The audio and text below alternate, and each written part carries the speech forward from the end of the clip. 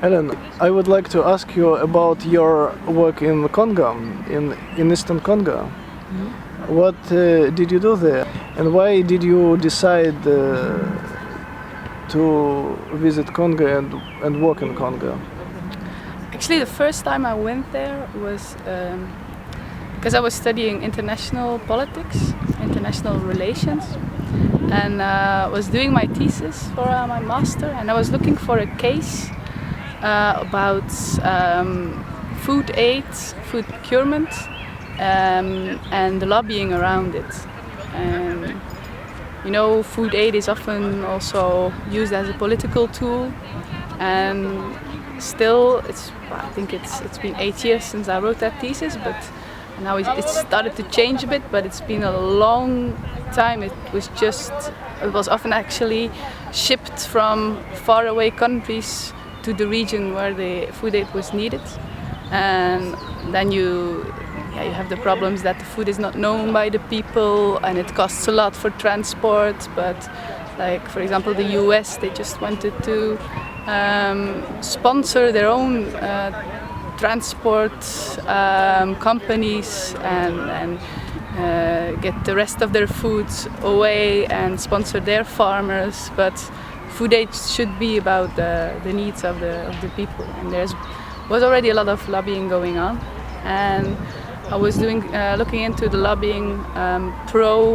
in favor of local procurement in a conflict zone, which was still very new. It's not very easy, and I was looking into a case which was Eastern Congo. It's a very fertile region, but it's also been a conflict zone for 20 years.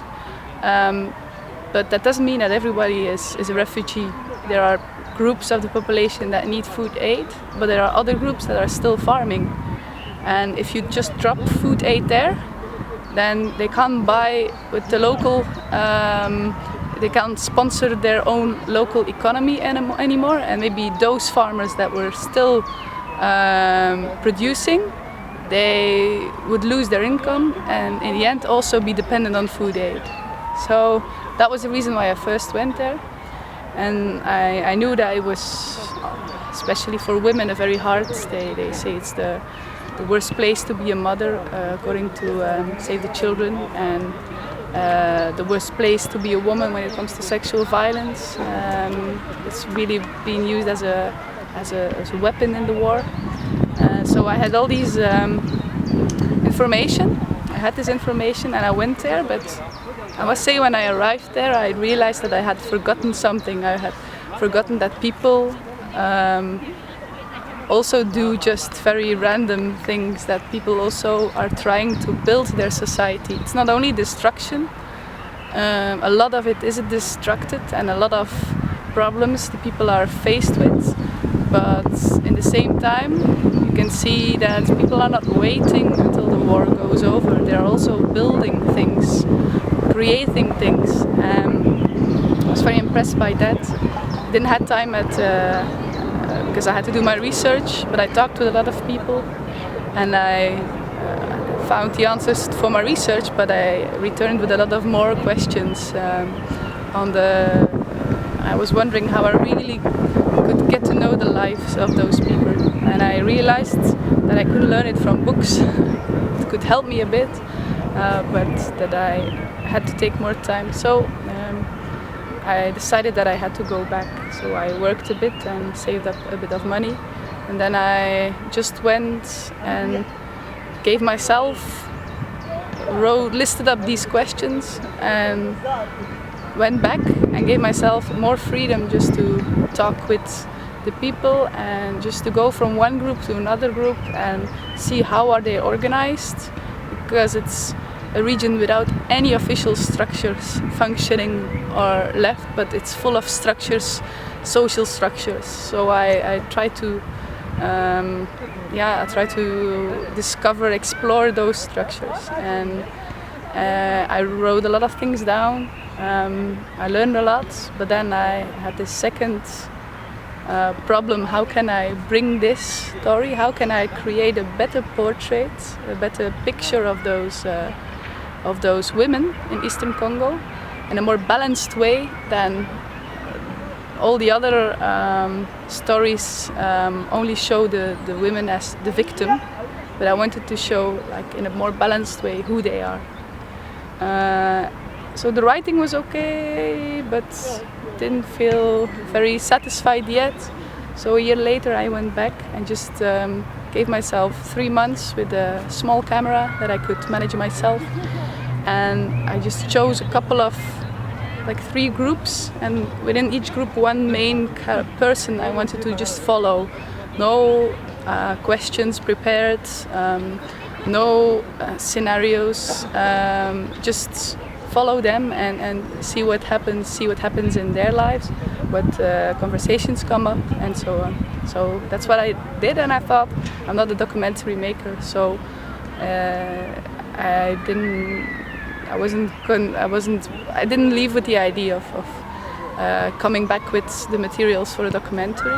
But actually in those 3 months a lot of things happened, and because of the fact that I was always very close and I became friends with the people I was following, it ended up in actually a documentary that I could share with other people. Luckily, with the help of a friend, a professional who could help me with the editing, and that's how that was one result of my visits to that region. But while spending time with some of these women I strongly admire, I was learning so much of them.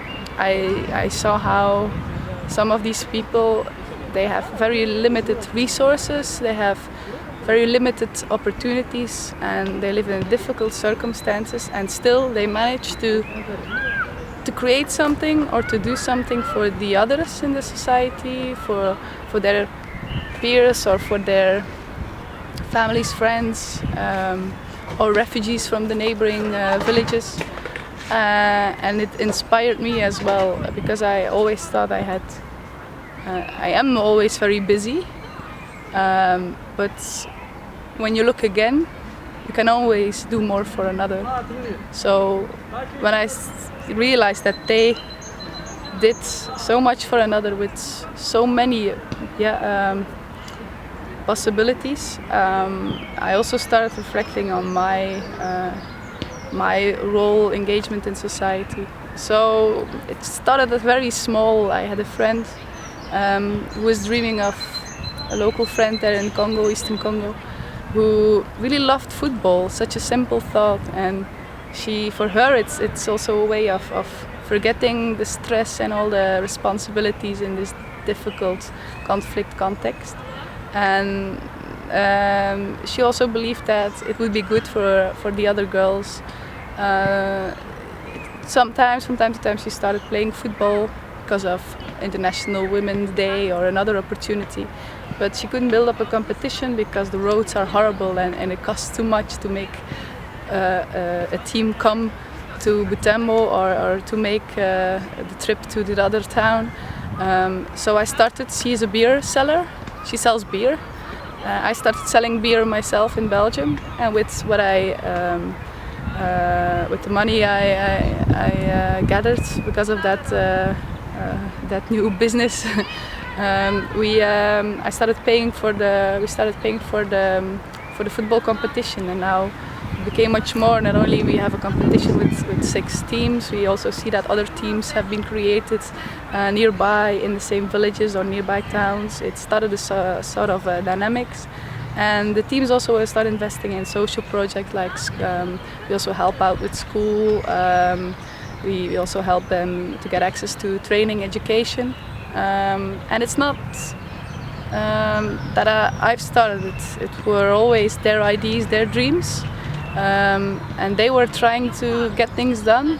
And just by giving them a bit of my time, we could just make it happen a bit more easily. Another friend of mine, she had this hospital for victims of sexual violence and violence in general in the region. So she started out of nothing, this center, and just by telling her story over here through the documentary or through presentations or writing about it, might help and sometimes helps them to get access to new resources or just small steps, but if it can help them to get their dreams done, I realized I had to take up some responsibility myself. So that's why we gathered everything in a small organization, Mama Kivu, that's called. And those are the projects of that women for other women in the region, not only women but also men in their own small, well, not really small, but in the town of Butembo. But I mean it's on a small scale.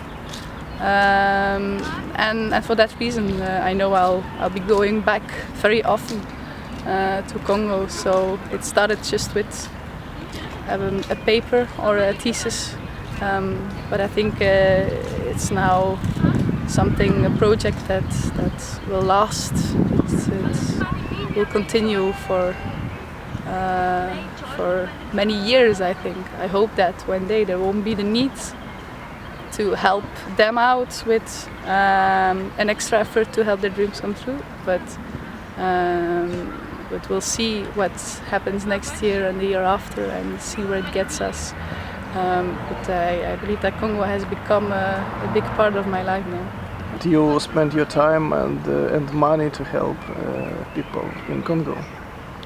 Yeah, like I said, I'm very inspired by the people over there, and I have a lot of choices in my life. I'm born in a nice and free country, in a nice family, which gives me a lot of opportunities. And the time that I make for Congo is still it's still only it's a part of my life, but besides that I still have the luxury to have a passport to come here, to see my family, to live in a free, safe country. For them, they do all these things, and they still have to worry about the day after for their own children, for their own. So it's only a very small consequence, a very limited effort maybe I do compared to what efforts they have to make every day. And I think that it's also a consequence of a very strong friendship I've made with the women over there, but also a very strong admiration, respect I have for what they daily do, and they daily have to face up with. And I think they would inspire a lot more people. Then not everyone can go to Congo, but I hope that by showing the documentary, they get to know these people as well a little bit, and they can as well be inspired by my Congolese friends.